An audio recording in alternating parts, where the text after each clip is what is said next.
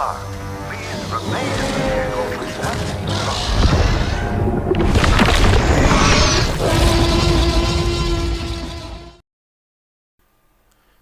Jurassic World Evolution 2, huh? It's been almost a month, so I think it's time we talk about this. Wouldn't you agree?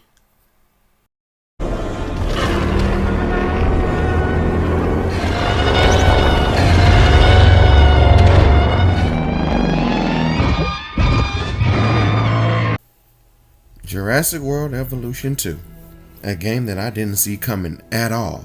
It surprised me with its significant upgrades from its predecessor of just 3 years ago. Jurassic World Evolution 2 boasts not only more creatures at launch that includes both flying and marine reptiles, but a slew of new mechanics and improvements as well. We even have 5 unique biomes this time in the form of tropical, temperate, desert, taiga, and taiga 2. Alpine. Starting with the new gameplay features, Frontier Developments has given the players the ability to pause the game in the middle of anything that's going on. T-Rex breaks out? No problem. Pause the game. Calamity strike in the park? Pause the game. Overpaid scientist disgruntled and opens all the dinosaur gates? Pause the game. Honestly, the fast forward feature that Frontier added to the game, it breaks up the monotony.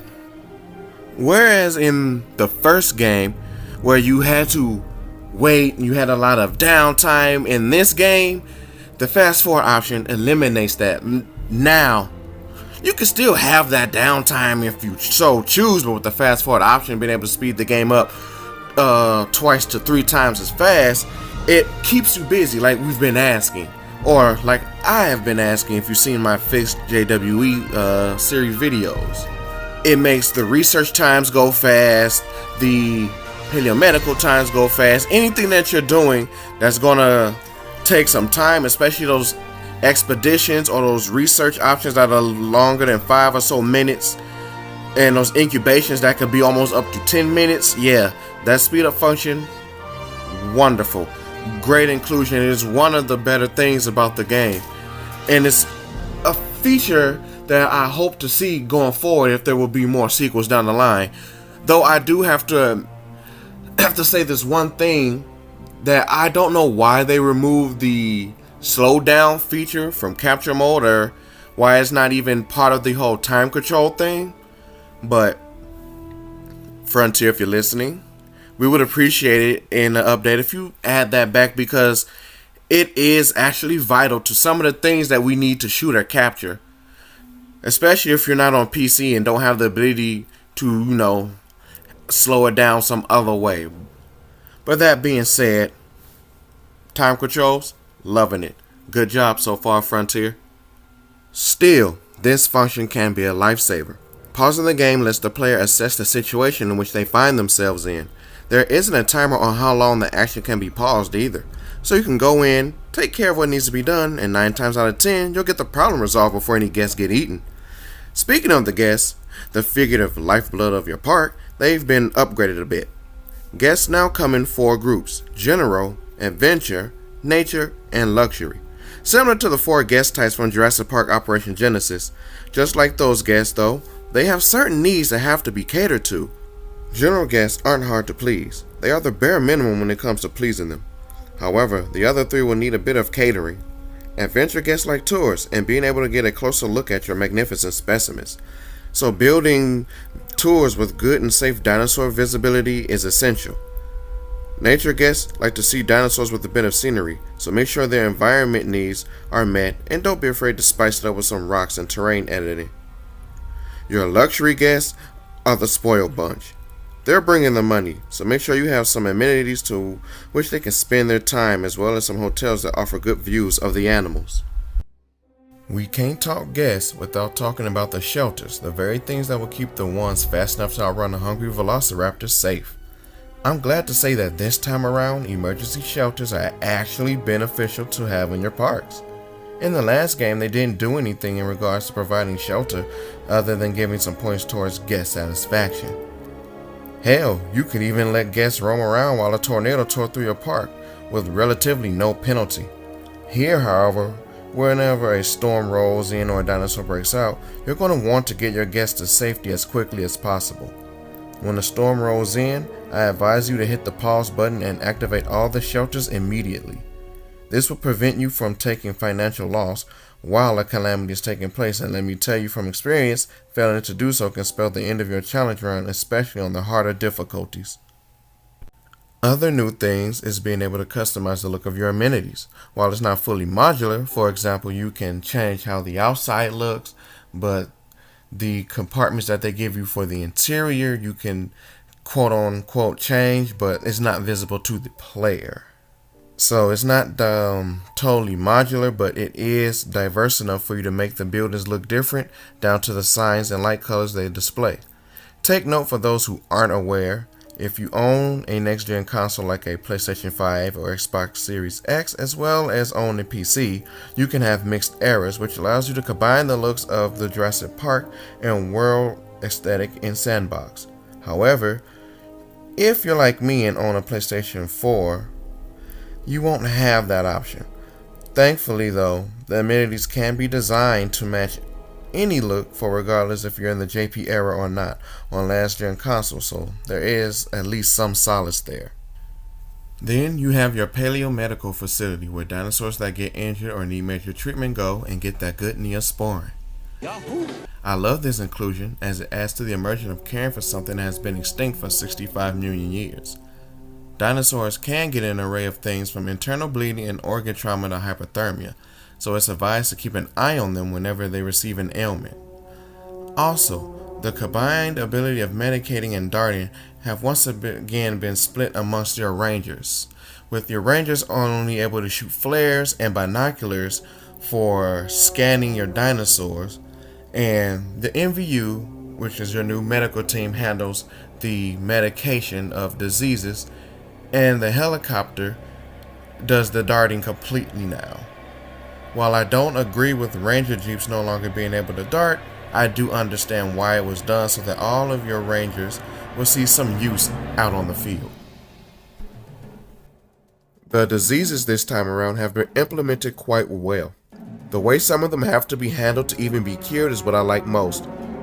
Rabies, for example, when you first contract it, has to be photographed as a way of documenting and identifying it so a cure can be researched. Then diseases like avian pox and influenza requires the infected animals to all be quarantined from the others so the disease can be identified and a cure synthesized. While there are some that can still be just researched and make a common cold untreatable, but something you should monitor in case it turns into the more deadly and still untreatable pneumonia is a fantastic idea. It's what I was asking for when I said in my fixed JWE series that I want to be kept busy, and I feel like JW2 is doing a good job of that. The next new mechanic are scientists. Throughout campaign, chaos theory, and challenge mode, you have to hire scientists. They come with an array of skills, and the better their skills, the more their salary will cost. My advice for anyone that's starting out on challenge mode or chaos theory mode, if you can, get a scientist with an altruistic salary, as they are cheaper and it's easier to start off with them in hand, as you really won't be doing that much in the beginning, and as you get money and work your way up, then go for somebody with a little specialist in like the logistics and welfare and stuff like that. They'll have skills around 4, 5, and 6 in those areas. So just a little bit tidbit for those that are struggling like I was. Now, take note, your scientists can become stressed as they perform more and more tasks, so make sure they take a break from time to time, or you may end up with your very own Dennis Nedry. Oh, I forgot to mention, on top of their salary, which can range anywhere from, I'll say 35 to, from what I've seen, 36,000 when you hire them. When you send them on break, that costs 75,000 per scientist you rest. It may not seem like a lot at first, but when you're starting with millions of dollars, and if you're not managing your money right or not making enough profit off your expenses, it will burn a hole in your pocket really fast. I mean, imagine getting paid to go on break. Wish I had that. Anybody want a soda or something? Because I'm going up to the machine. I thought maybe, I'd get somebody something. Because I've had all these sweets, and I think I'm going to get something salty. I thought maybe somebody would. While I do like having the scientists around for my other modes, I don't see the point for them in Sandbox. For some reason, you still need to hire them to synthesize and incubate your creatures, so sadly there isn't an option to disable scientists or an option to instantly incubate dinosaurs yet. Tours have gotten an upgrade as they can go through aviaries as well as paths now. No more having to limit your tours to simple designs, though they still cannot traverse through water. That being said, we have not received any new attractions other than that. The guest attraction, which can take the form of a cinema, arcade, workout gym, and a few other things, it draws in all your guests and can be used to boost the sales of your nearby amenities. However, I'm still waiting for the balloon tours and viewing domes from J-Paul. We also have decorations to help spruce up the park, a few flowering plants, decorative rocks, Spinosaurus skull, lights, among other things. While I am waiting for my beautiful fountain to make an appearance, we are off to a really good start. Another thing that I happen to realize is that when it comes to the tours, they seem to be separated by guests, like the Jeep tours or the Jurassic tours are what your adventure guests prefer, but the gyrospheres are what your luxury guests prefer. I actually didn't think they would be separated like that. I thought they were all under adventure, and it kind of has me wondering, what else do certain guests prefer? Like, do your nature guests prefer the viewing tower over the viewing gallery? These are some things that I'm going to be looking into later, just out of curiosity and general excitement, just to see what type of diversity is among our attractions and such. Now, this game isn't all sunshine and rainbows. Calamities have returned, and they have returned with a vengeance. Across the 5 biomes, we've received 4 calamities as a result. The hurricanes and tornadoes have returned from the first game, with hurricanes terrorizing those who build in tropical environments, and tornadoes appearing in the temperate biomes. They are as destructive as ever, with hurricanes now being able to damage more than just buildings. They can now somehow damage your steel fencing and completely destroy them. Plus, the sound design on the tornado is just amazing, not to mention kinda nice to look at as it vehemently tries to uproot your hard work. The other calamities are sandstorms and blizzards. Now, while they can't destroy buildings and break fences, they will irritate your dinosaurs rather quickly, as well as cause status conditions for rangers. Sandstorms make it difficult for ranger vehicles to operate, and they take a risk of just breaking down on the spot, while also cutting power to your park, so make sure you have backup generators ready if you're building in the desert. Blizzards degrade your ranger vehicles over time while causing them to move a bit slower. However, both storms remove dinosaur visibility, so if they escape, you won't be able to see them during the storm. On your overview map, once the storm is over, you will have to do a status check of all the creatures in your park. I also noticed that after the snowstorm, some of my dinosaurs will receive frostbite or hypothermia and should be treated rather quickly. I did also see a status condition in the database for 2nd and 3rd degree burns, so I'm guessing those are associated with the desert environment, but we shall see as time presses on. Next, let's cover the different game modes. First, there is the campaign, which serves as the main story the game is telling. It's actually a big tutorial to get you accustomed to the way the game plays this time around, and I feel like Frontier did their job. There is a total of 5 maps to play through, and should take you roughly about 2 hours or less to get through them, unless you're like me and get stuck on the Pennsylvania map for 2 hours. That being said, you can get soft locked in this game mode and end up having to restart, like in my case with said Pennsylvania map. The problem I experienced there was when I captured a group of 4 Deinonychus, they came with the disease tuberculosis, and I wasn't quick enough to get on that. Like I said earlier, the pause function is your best friend, and unfortunately I wasn't making much use of it. So by the time I had the cure ready and administered, I had lost 3 of my 4 Deinonychus, so now I was only stuck with 1. And this 1 Deinonychus would cause so much trouble, breaking out of enclosures, which made it hard to get to the dinosaur rating of 3000. I tried feeding it to my Carnotaurus, and they just wouldn't eat the darn thing. So, when I eventually did hit the 3000 rating mark, The next step was to make sure all dinosaurs had an 80% comfortability. And guess what? That couldn't be achieved with one Deinonychus because it needs friends in order to have its comfort rating above 80%. So, without a way to tranquilize and get rid of the Deinonychus, well, I could tranquilize it, but I couldn't get rid of it. I was stuck with no other course of action but to restart. I'm not making the same mistakes again. No, you're making all new ones. Granted, the majority of it was my fault, but being unable to sell a dinosaur led to a new problem all of its own.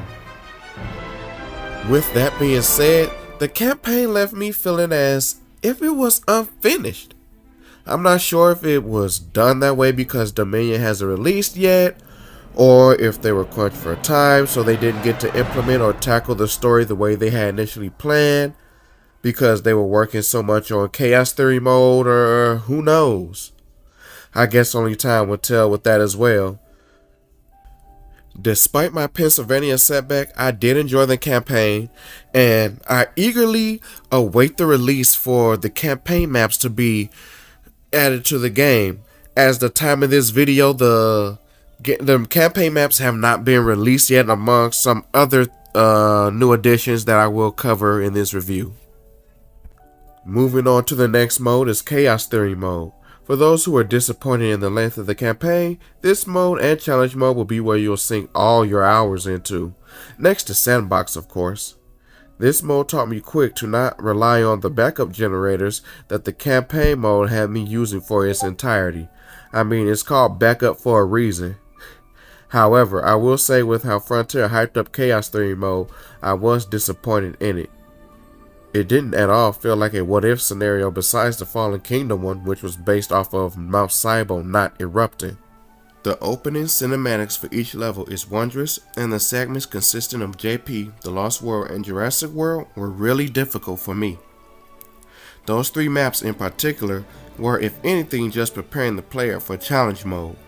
Jurassic Park 3 was insanely short and can't be called a what-if because taking dinosaurs off of Sorna to make Jurassic World is a canon event. Though the Raptors killing the Spinosaurus more than likely didn't happen, and seeing it get the Rex treatment was bogus, but at the same time gave 10-year-old me a weird sense of satisfaction. Another thing is that the only levels that gave me a cinematic ending were the JP3 and Fallen Kingdom levels. The other three doesn't even acknowledge the fact that you beat them and have you just continue to play like nothing happened. I guess majority of my disappointment stems from the fact that I was expecting a glamorous tale we get to experience, like maybe trying to stop Nedry from escaping with the embryos, or trying to find Eric Kirby on Sorna while having to defend your base camp from Spinosaurus attacks, like how me and fellow YouTuber Dectunix Inc. had discussed. You guys should check out that video, by the way. Link is in the description. It's a good mode, but just not good enough to be called a what if in my eyes. The next mode is challenge mode, and let me tell you, I got my butt handed to me here. I tried to start on hard difficulty, and at first, I couldn't turn a profit. But as of right now, I have managed to complete the hard scenarios for Canada and Germany. But still, if anyone has any more tips on how to get started or get a better handle on these hard difficulties, I appreciate it. Challenge mode is familiar and fresh at the same time, as it's a race to 5 stars but fresh in how your contracts and ratings go into it. Besides Chaos Theory mode, here's where you make the most use of the HUD, where you can check the needs and demands of your guests. I feel like this HUD representation gives a more accurate visual of what guests wants by showing you where they want it. Though I've had accounts of where my guests didn't congregate at where they said they wanted their amenities, but I guess that's neither here nor there. You'll also be making use of the live capture feature from the campaign. Periodically, you'll be notified of wild creatures loose all around America and so forth, and you can have them brought to the park. This can be in the form of not only just dinosaurs, but flying and marine reptiles as well. During challenge mode, you'll have a variety of things happen in the form of urgent messages, and these urgent messages I always relate to something you have going on in your park at the moment. Constructing a new building, a worker may have been injured or a wild animal may have gotten in during construction. Want to send out a dig team for fossil material? Well, you may encounter a rival fossil team, get held up at border customs, or have a museum reach out to you requesting your findings in exchange for promotion to your park.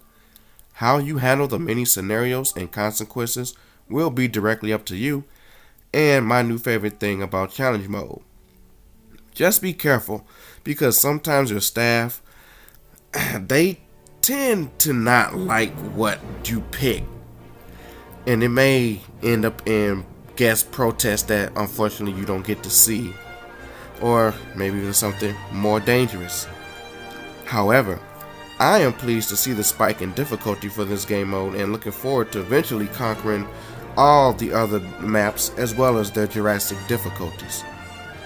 Though there is no reward for beating the challenge modes on Jurassic, as all rewards can be earned through playing hard difficulty, things you get from challenge mode will include skins and patterns for certain species, dinosaur unlocks you didn't get through campaign or chaos 3 mode, as well as unlocking the maps for sandbox. Sandbox. The one mode everyone will be spending 99.7% of their time in. I spent a great deal of time here already, in which I was testing out a Site B mode. For those of you wondering what that is, in JPOG, its sandbox mode was referred to as Site B. There you could freely build a park or build a functioning ecosystem of flourishing life. While that was unattainable in the first Evolution game, Evolution 2 has what I can officially call a working Site B, with the rework to dinosaur AI and the territory system that flushes out needs for the animals. It allows them to behave a lot more naturally, so for those who are like me and just want to watch their dinosaurs live their lives, we can now do so with a lot of comfort. Though some dinosaurs will need tweaking, like Triceratops, who frequently gets one-shot by bigger carnivores like Allosaurus or T-Rex. But it's also good to see that certain herbs like Stegosaurus can one-shot a T-Rex. It feels more accurate and makes armored herbs feel like a threat as well. Though, like I said earlier, you can't disable scientists here for some reason, and you can't turn off carnivore aggression if you wanted just a total peaceful environment. Though, you can't prevent your animals from starving or dehydrating. Hopefully, we'll get some more quality improvements to Sandbox, like the ability to trigger instant weather changes so I can choose if I want it raining permanently on my maps or not, as well as toggle for their comfort information. It's mildly irritating that there isn't an option for this.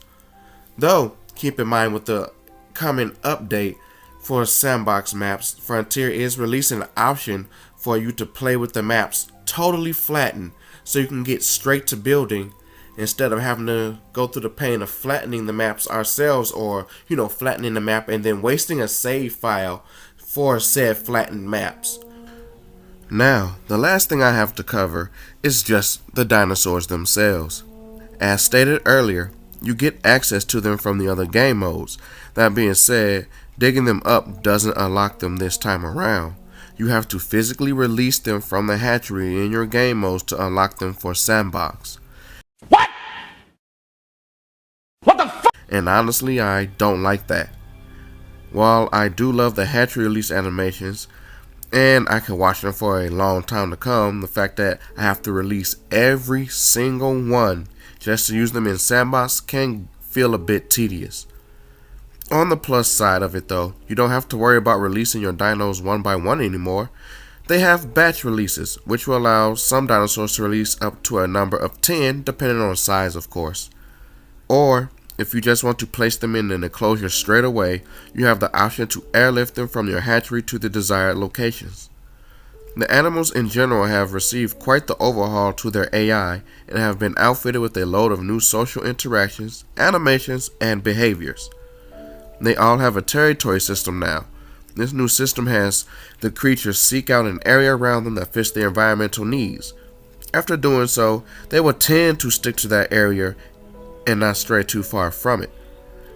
They also come with species they get along with, and some they are neutral with, and also those they do not get along with at all, which may result in a clash between species. This allows for a more dynamic combination of enclosures when designing parks, or for an interesting display of interspecies conflict for our Jurassic Fight Club enthusiasts. There are a total of 84 creatures in-game, including the Deluxe Edition species, and with more on the way from the early Cretaceous pack. This bodes well with it being almost a month since the game's release, so that means we may get to see dinosaurs missing from the franchise like Concavenator or Segisaurus, as well as maybe some unique additions like Mapusaurus or Utah Raptor. The dinosaurs themselves have beautiful skin colors and pattern combinations, allowing for a plethora of vibrant looks. However, there are still some problems like dinosaurs starving themselves or dying of dehydration while next to their food or water sources. Like, I was in my sandbox and my Indominus would just stand there. So I would have to reload the game so it can start moving again. Otherwise, it'll just stand there and either die of starvation or dehydrate. Dinosaurs are even capable of pulling Houdiniacs and just popping out of their enclosures. And there is a glitch where instead of getting the hatchery animations, the dinosaurs will sometimes just spawn outside the hatchery. And then there is the misinformation with species likes. For example, it says that Allosaurus will get along with Metriacanthosaurus, but if you put them together, the Allosaurus will straight murder them. This system needs to be tweaked with carnivores somewhat, as Suchomimus and Baryonyx are the only ones, at least on the carnivore side, that I've seen actually get along with each other. But with the recent update coming out on December 9th, these things are hopefully going to be fixed. There is also pack hunting amongst the small carnivores, allowing them to work together to take down larger prey in a more believable fashion. However, outside of a Site B mode, this function can seem a bit overpowered, whereas the small carnivores can take down sauropods, and the sauropods really don't properly fight back. This is also something Frontier said will be fixed in the upcoming update on December 9th. What I'm hoping is done is that the amount of damage the packs are allowed to do is scaled down, or make it so that the bigger the target is, the more stamina it would drain from the pack hunters, allowing the sauropods and other creatures a better chance at escaping. Also, here's hoping we can see sauropods actually defend themselves against the larger carnivores that hunt them as well. I was waiting to see my Diplodocus tail whip the Allo, but sadly it never came, and despite Frontier saying they engage in territorial disputes, I never seen that either. Maybe I just need to spend more time with my long neck homies, but given the impressive rework the animals have gotten, I have my fingers crossed that sauropods won't be forgotten. Also, dinosaurs like Velociraptor have a unique escape animation. If your electric fences aren't powered, they will climb your fence and jump right on out. However, they cannot escape from the Jurassic Park 3 heavy fence, which have the huge spikes on top, so you may want to consider your housing options when adding these dinosaurs into your park. Also, the gates that allow your rangers into the park can now be damaged by frustrated dinosaurs, and if broken, they will open and allow said frustrated dinosaur to escape. The new system in place for this is called security ratings. Each dinosaur has a rating from 1 to 6, and fences have a rating from 1 to 5. If your dinosaur has a security rating equal to or more to that of the security rating of the fence, then they will be able to eventually break out. However, if the security rating is lower than that of the fence, they won't be able to escape, but they will receive injuries from repeated attempts. It adds an interesting dynamic to the dangers of housing these prehistoric beasts that I believe should be appreciated. That, or you could find it irritating because the Struthiomimus repeatedly hurts itself because it's repeatedly contracted rabies, but to each his own. They were testing the fences for weaknesses systematically. They remember. These conditions extend to your flyers and marines as well, but I've yet to see the purpose for the marine creatures. While they are stunning to look at, that's about it. They don't do much else. If they could break out, they have nowhere to go, and it looks like they don't have unique animations with the other animals in the park. It's like they are just there. There's no tool for deep water, so they have no potential use outside of the wow factor in lagoons. Frontier, if you're listening, the Marines need to be able to interact with the world just like the Flyers can. And if the Marines stay as they are, they will become static and stale. The Flyers, however, are much more interactive with the world around them. If they escape, they will attack guests, goats, and small dinosaurs. They even land on your buildings and decorations. So I've gotten into the habit of adding decorative lights to my aviaries so my pterosaurs can perch upon them and give my guests a closer view. But with the upcoming update and them being able to land on the rocks that you place in the aviaries, I'm not sure if that'll be needed anymore. I am actually gonna kind of miss that. We'll see when that comes out. But moving on, gene modifications make their return for making your dinosaurs more manageable if you so choose.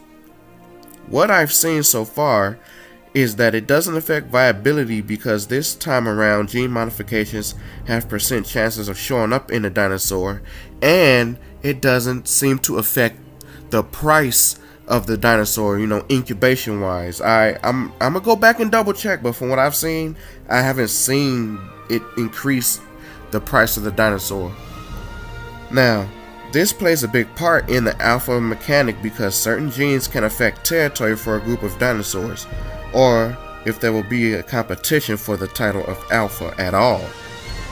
Dinosaurs can have up to 3 traits total, and they could be positive for increased social displays and not harming guests or ranger teams, to negative traits that make them aggressive, weak, or maybe even sickly. Animals actually get and keep scars this time around, and it could give them this hardened, gritty veteran look. It may be a small inclusion, but for me, it's the little things that count, and I love dinosaurs with battle scars. So, with all that in mind, what is the score of this game? My final verdict? I honestly give this game an 8 out of 10.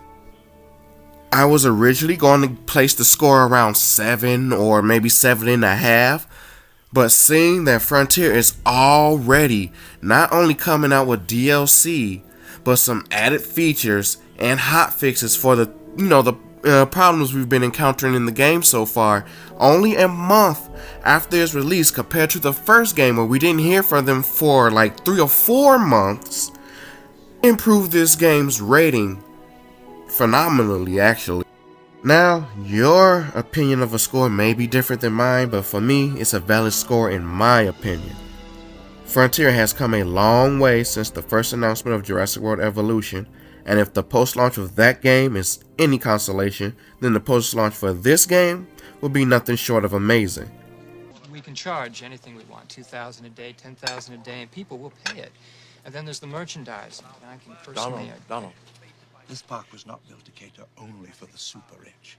Everyone in the world has the right to enjoy these animals. Sure, they will. What, we'll have a coupon day or something.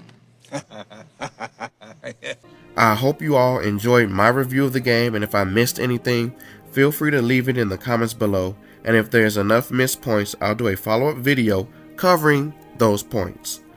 Until then, everybody, stay safe, wear your face mask, continue to enjoy Jurassic World Evolution 2, and I'll be seeing you all in the next video. Peace out.